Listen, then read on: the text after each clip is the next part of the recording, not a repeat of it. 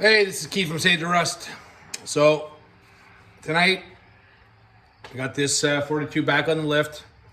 Having lots of issues with it running right, and tonight we're gonna pull the carburetor off, go through it, and see if there's anything that stands out why it won't run. Just a little recap. I built this bike from the ground up, from this frame up. I had a rebuilt motor and a rebuilt tranny, which I had to change because I had some issues.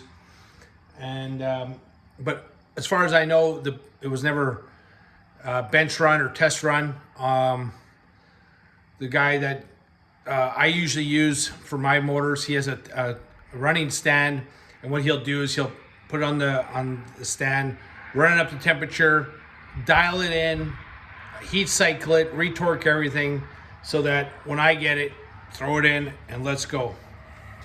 So, having a little issues with this one, it doesn't want to run right, and you know what? I'm not sure if something else is it more than just a carburetor. So tonight we're gonna figure that out. I'm gonna pull the carb out and we'll go through it. I did have an issue with the carb earlier this spring.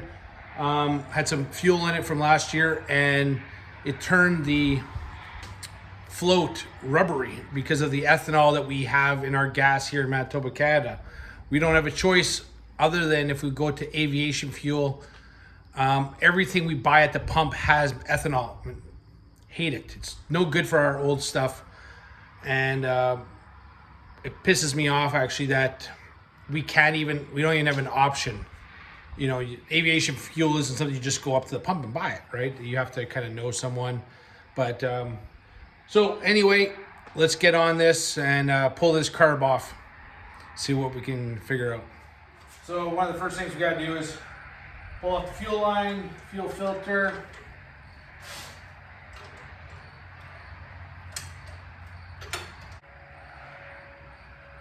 Pulling the fuel filter just makes it easier to get the carb off because of the shifter rod and stuff. So then we got 3 bolts on the other side.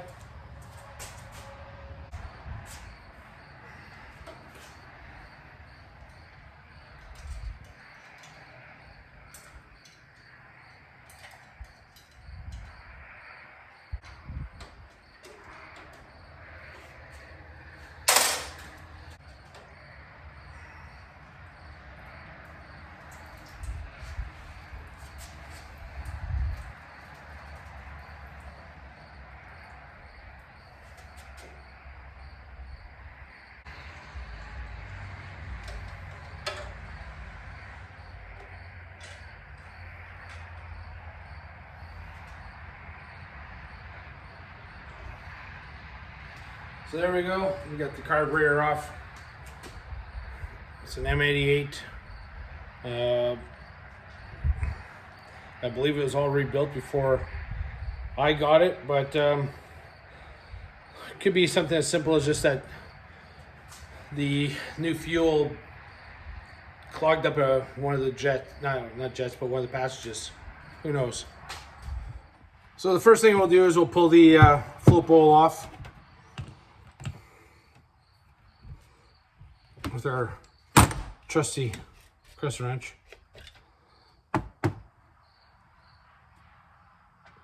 And right away you can see there's a little bit of debris in here.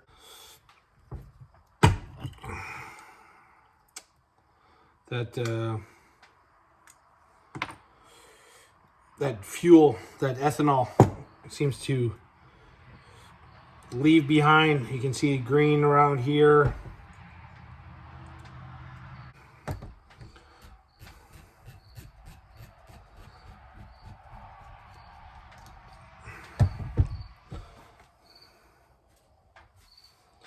Oh God, it's almost like it's corroded this.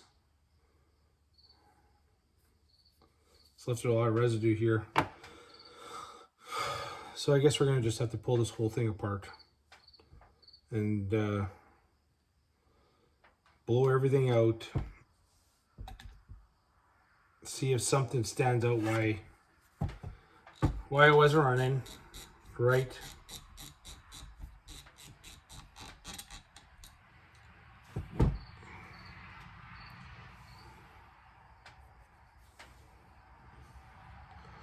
It's just dirty. This has no miles on it, 0. All right, well, let's do a little cleanup and get this all done.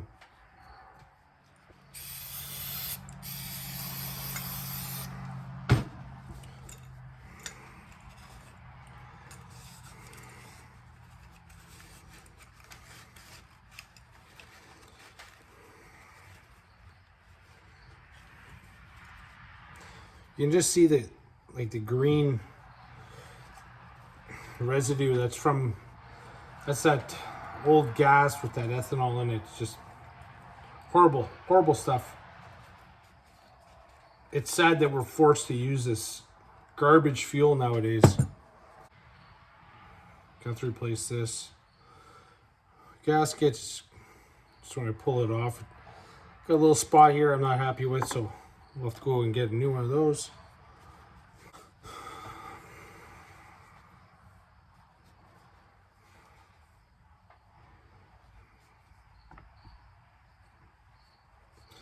Kind of a little disheartening after working on this bike that it's not running perfect yet, and that you know, had multiple issues with the fuel system. Finally got it all nice and clean and not leaking. And then if you've seen some of the other videos, what happened was I had to replace the fuel rod because it broke. And then the fuel system is all steel lined, so there's not a lot of give. So it started leaking and chased this, chased that.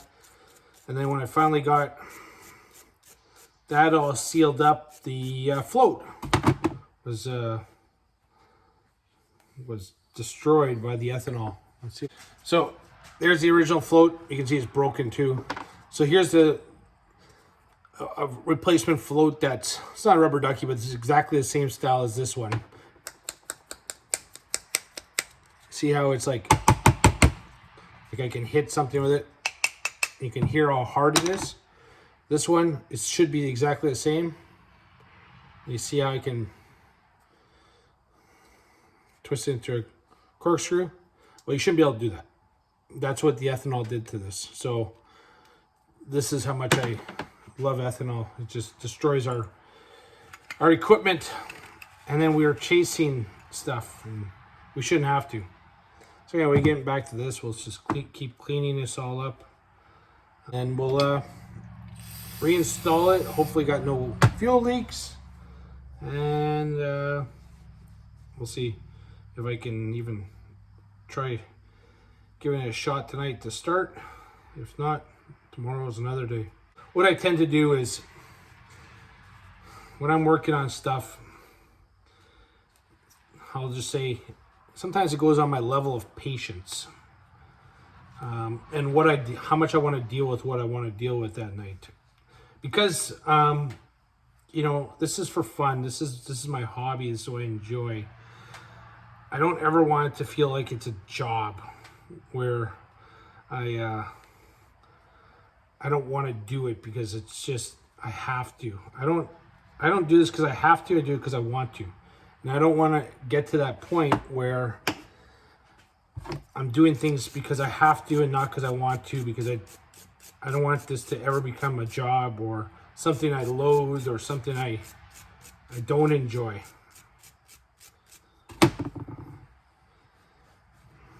So if you see me bouncing around on projects, that's one of the reasons. It's because I can. If I don't want to work on something, I don't. So one of the first things that I might be replacing is this needle. There's a lot of corrosion on this one. Let's see if you can see it. And I don't like it. So I'm going to replace that. I seem to have a few of those, so we'll replace that. So there's a, you know, possibly one small issue. You never know if that could be it, but let's eliminate that.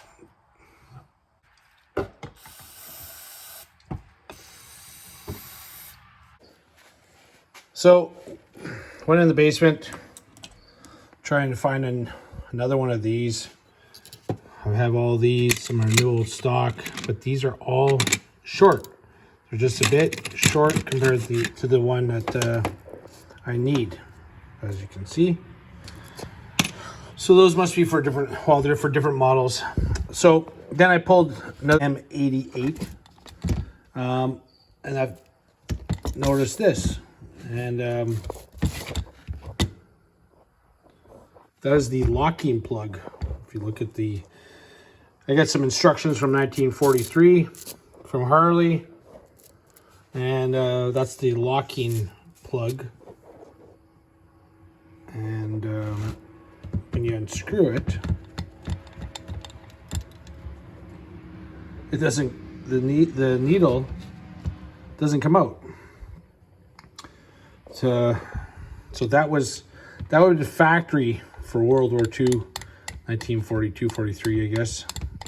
So in the end, I don't have another one of these.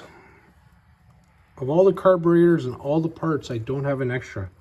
So there, you can see just how corroded it is. And what I'll have to do is I'll see if I can get it to work with that, and then order a new one. So one of the things I noticed when I pulled this carburetor apart was this fixed jet. There's no number on it. You can obviously, this one's been remade, but it wouldn't sit, like it wouldn't thread in really nice. So I pulled out one of my old carbs and pulled out an original one, and you can see the number 1 on there, and fixed jet number 1. So could this jet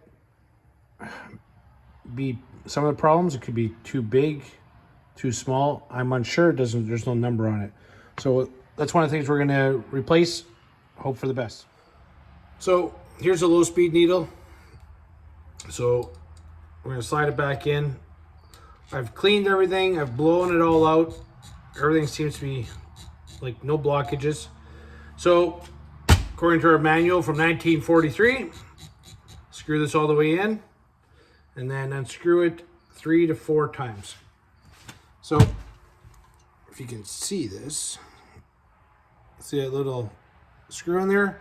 Use that as your count. So, you know, half, 1, half, 2, half, 3, and half. 3.5, it says 3 to 4. There we go. And then we're going to put so what I did is I also took the float ball and bent it over to simulate that the float has risen.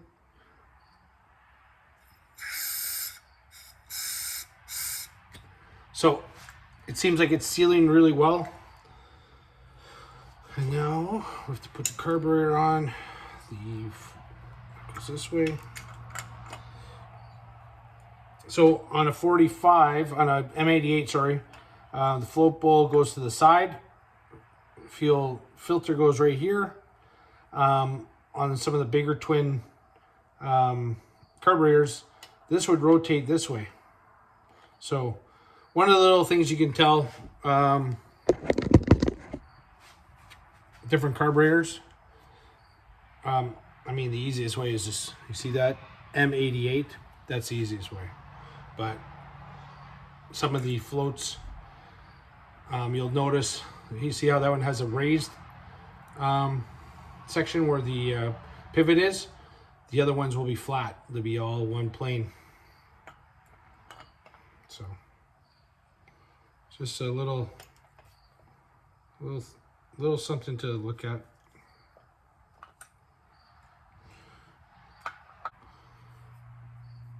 Sorry, spring, crush washer, and then the bottom nut, and this is also where you put your support mount.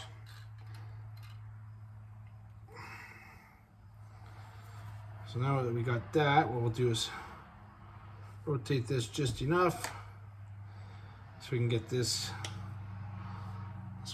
Nut. So rotate it just enough to get this nut on.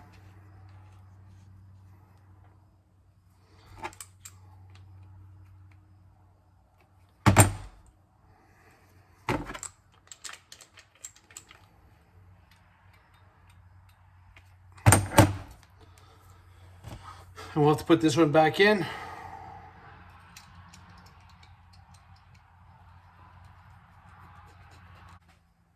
Carb's ready to go back on. I installed the carb, and something really weird happened. As I assemble the carburetor, everything goes together really well, and I go put the throttle linkage on. And this shaft here, this is for the butterfly at the very front of the carburetor, and I go to turn it, and it's all of a sudden extremely tight, and it doesn't make sense. So I look into the carb, and as I'm moving this shaft, the butterfly isn't moving; it's stuck. But if I loosen the carb off, it now starts moving. The butterfly. I guess I'm going to pull the carburetor apart again. So pull the carb off the bike again, and then realize this: the top bolt has to be too long, because what's happened is it's gone all the way in and it hit the bushing, probably concaved it in, and then made it hard for the shaft, because the shaft is super tight now. But the two bottoms, there's like you can go an extra ½ inch, but the top one has to be a specific length. The ones I was given that were supplied with this were too long. So figured out this problem.